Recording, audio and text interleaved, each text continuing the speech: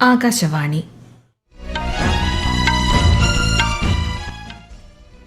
നമസ്കാരം. വാർത്തകൾ വായിക്കുന്നത് ലക്ഷ്മി ശ്രീ വിജയ.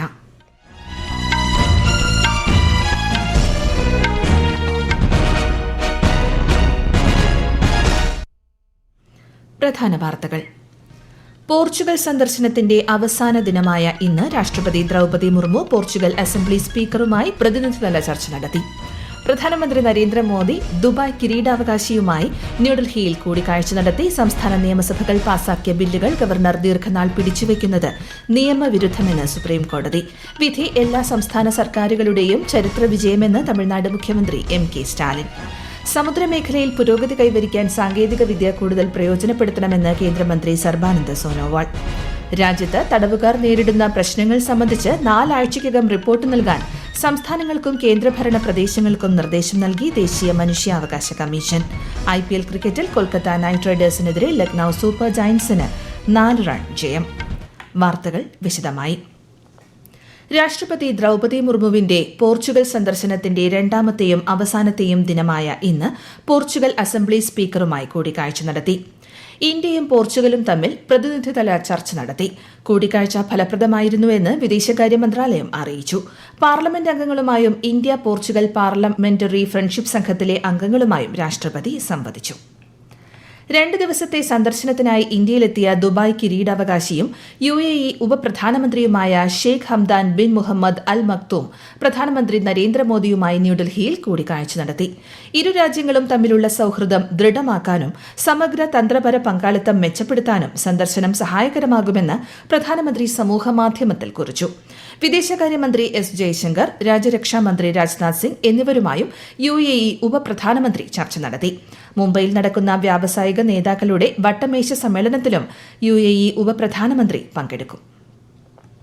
ജമ്മുകാശ്മീരിലെ അടിസ്ഥാന സൌകര്യ വികസനം, വിനോദസഞ്ചാരം, ക്ഷേമ പദ്ധതികൾ തുടങ്ങിയവയ്ക്ക് മുൻഗണന നൽകി പ്രവർത്തിക്കണമെന്ന് ജമ്മുകാശ്മീരിലെ ഭരണകൂടത്തോട് നിർദ്ദേശിച്ച് കേന്ദ്ര ആഭ്യന്തരമന്ത്രി അമിത്ഷാ. ജമ്മുവിലെ വികസനം ദ്രുതഗതിയിലാക്കാൻ കേന്ദ്ര സർക്കാർ പ്രതിജ്ഞാബദ്ധമാണെന്നും അദ്ദേഹം വ്യക്തമാക്കി. ജമ്മുകശ്മീരിലെ വികസന പ്രവർത്തനങ്ങൾ വിലയിരുത്താൻ ശ്രീനഗറിൽ ചേർന്ന ഉന്നതതല യോഗത്തിന് ശേഷം സംസാരിക്കുകയായിരുന്നു കേന്ദ്രമന്ത്രി. കേന്ദ്ര കൃഷിമന്ത്രി ശിവരാജ് സിംഗ് ചൌഹാൻ ഇസ്രായേൽ കൃഷിമന്ത്രി അബി ഡിക്ടറുമായി ന്യൂഡൽഹിയിൽ കൂടിക്കാഴ്ച നടത്തി. കാർഷിക മേഖലയിലെ ഉഭയകക്ഷി സഹകരണം ശക്തിപ്പെടുത്താൻ ലക്ഷ്യമിട്ടുള്ള കരാറുകളിൽ ഇരു നേതാക്കളും ഒപ്പുവച്ചു. ഭക്ഷ്യസുരക്ഷാ വെല്ലുവിളികൾ നേരിടുന്നതിനുള്ള വിവിധ മാർഗങ്ങൾ ചർച്ചയായതായി യോഗത്തിനു ശേഷം കേന്ദ്രമന്ത്രി മാധ്യമങ്ങളോട് വ്യക്തമാക്കി.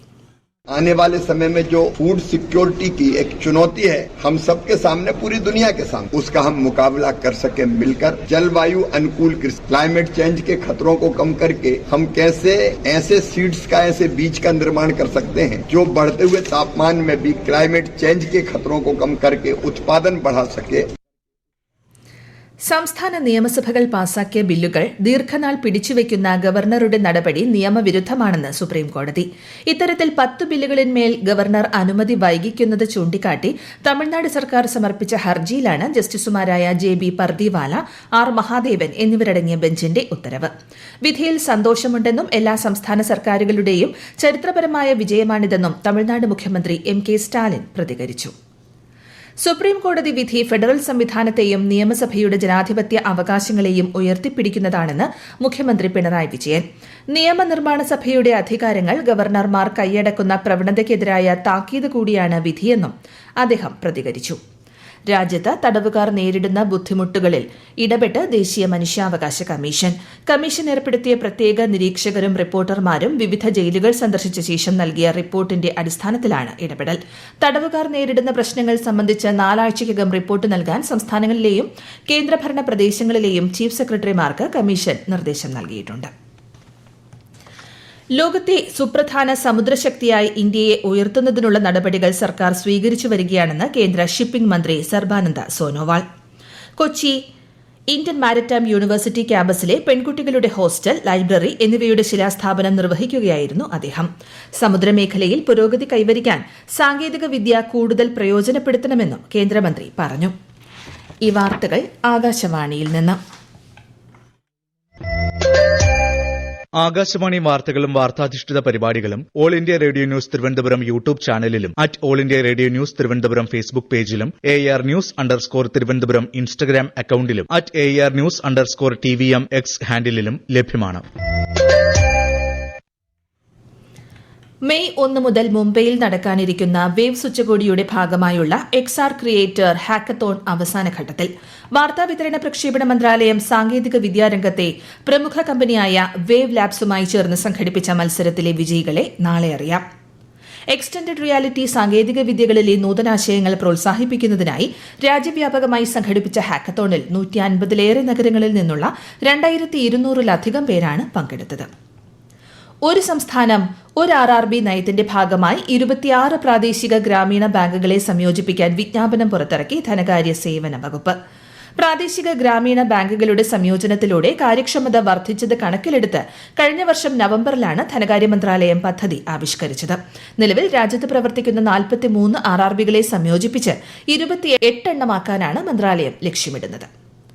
അമേരിക്ക ഏർപ്പെടുത്തിയ പകരത്തീരുവ സംബന്ധിച്ച് വിശദമായ അവലോകനം നടത്തേണ്ടതുണ്ടെന്ന് കേന്ദ്ര പെട്രോളിയം പ്രകൃതിവാതക മന്ത്രി ഹർദീപ് സിംഗ് പുരി. വാണിജ്യ മന്ത്രാലയം സ്ഥിതിഗതികൾ സൂക്ഷ്മമായി പരിശോധിക്കുന്നുണ്ടെന്നും വിഷയത്തെ ജാഗ്രതയോടെ സമീപിക്കണമെന്നും അദ്ദേഹം ന്യൂഡൽഹിയിൽ മാധ്യമങ്ങളോട് പറഞ്ഞു. Tariffs have various functions. We need to have patience, and certainly on an important issue which involves India's largest trading partner and where economic interests are concerned, we are talking about major things. I think we should exercise both circumspection and understanding and allow the situation to evolve. IPL ക്രിക്കറ്റിൽ Kolkata knight റൈഡേഴ്സിനെതിരെ Lucknow super ജയന്റ്സിന് 4 run ജയം. രണ്ടാമത്തെ മത്സരത്തിൽ Chennai super കിങ്സിനെതിരെ toss നേടിയ Punjab kings batting തെരഞ്ഞെടുത്തു. Indian super league ഫുട്ബോളിൽ ഈ മാസം 12-ന് നടക്കുന്ന ഫൈനൽ മത്സരത്തിൽ ബംഗളൂരു മോഹൻ ബഗാനുമായി ഏറ്റുമുട്ടും. ഇന്നലെ നടന്ന രണ്ടാം സെമി ഫൈനലിൽ മോഹൻ ബഗാൻ എതിരില്ലാത്ത 2 ഗോളിന് ജംഷഡ്പൂരിനെ പരാജയപ്പെടുത്തിയാണ് കലാശക്കളിക്ക് യോഗ്യത നേടിയത്.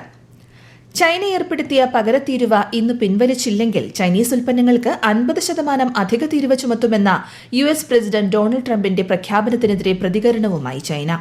അമേരിക്കയുടെ സമ്മർദ്ദ നടപടിയെ അംഗീകരിക്കില്ലെന്ന് ചൈന വ്യക്തമാക്കി. ചൈനീസ് ഇറക്കുമതികൾക്ക് 104% വരെ തീരുവ ചുമത്തുന്ന വിധത്തിലാണ് ട്രംപിന്റെ പുതിയ പ്രഖ്യാപനം.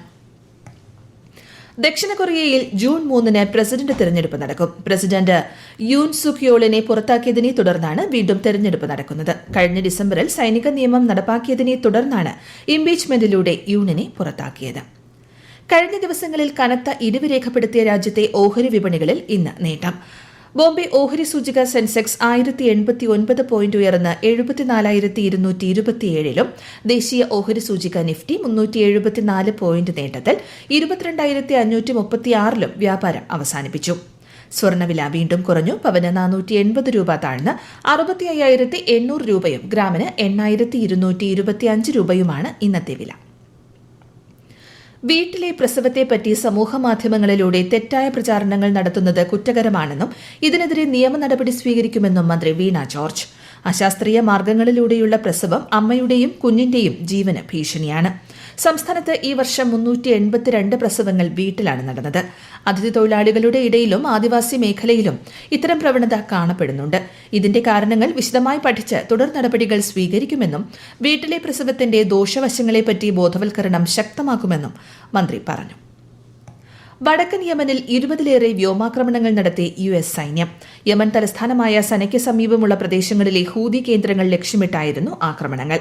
ഇതുവരെ ആളപായമൊന്നും റിപ്പോർട്ട് ചെയ്തിട്ടില്ല. സനയിൽ കഴിഞ്ഞ ദിവസമുണ്ടായ US വ്യോമാക്രമണത്തിൽ 4 കുട്ടികൾ കൊല്ലപ്പെടുകയും 25 പേർക്ക് പരിക്കേൽക്കുകയും ചെയ്തിരുന്നു.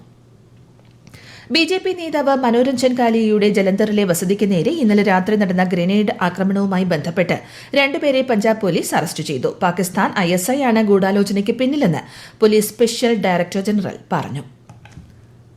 പ്രധാന വാർത്തകൾ വീണ്ടും. പോർച്ചുഗൽ സന്ദർശനത്തിന്റെ അവസാന ദിനമായ ഇന്ന് രാഷ്ട്രപതി ദ്രൌപദി മുർമു പോർച്ചുഗൽ അസംബ്ലി സ്പീക്കറുമായി പ്രതിനിധിതല ചർച്ച നടത്തി. പ്രധാനമന്ത്രി നരേന്ദ്രമോദി ദുബായ് കിരീടാവകാശിയുമായി ന്യൂഡൽഹിയിൽ കൂടിക്കാഴ്ച നടത്തി. സംസ്ഥാന നിയമസഭകൾ പാസാക്കിയ ബില്ലുകൾ ഗവർണർ ദീർഘനാൾ പിടിച്ചുവെക്കുന്നത് നിയമവിരുദ്ധമെന്ന് സുപ്രീംകോടതി. വിധി എല്ലാ സംസ്ഥാന സർക്കാരുകളുടെയും ചരിത്ര വിജയമെന്ന് തമിഴ്നാട് മുഖ്യമന്ത്രി MK സ്റ്റാലിൻ. സമുദ്രമേഖലയിലെ പുരോഗതി കൈവരിക്കാൻ സാങ്കേതിക വിദ്യ കൂടുതൽ പ്രയോജനപ്പെടുത്തണമെന്ന് കേന്ദ്രമന്ത്രി സർബാനന്ദ് സോനോവാൾ. രാജ്യത്ത് തടവുകാർ നേരിടുന്ന പ്രശ്നങ്ങൾ സംബന്ധിച്ച് 4 ആഴ്ചയ്ക്കകം റിപ്പോർട്ട് നൽകാൻ സംസ്ഥാനങ്ങൾക്കും കേന്ദ്രഭരണ പ്രദേശങ്ങൾക്കും നിർദ്ദേശം നൽകി ദേശീയ മനുഷ്യാവകാശ കമ്മീഷൻ. IPL ക്രിക്കറ്റിൽ കൊൽക്കത്ത നൈറ്റ് റൈഡേഴ്സിനെതിരെ ലക്നൌ സൂപ്പർ ജയന്റ്സിന് 4 റൺ ജയം. വാർത്തകൾ കഴിഞ്ഞു. അടുത്ത വാർത്താ പ്രക്ഷേപണം രാത്രി 8:35.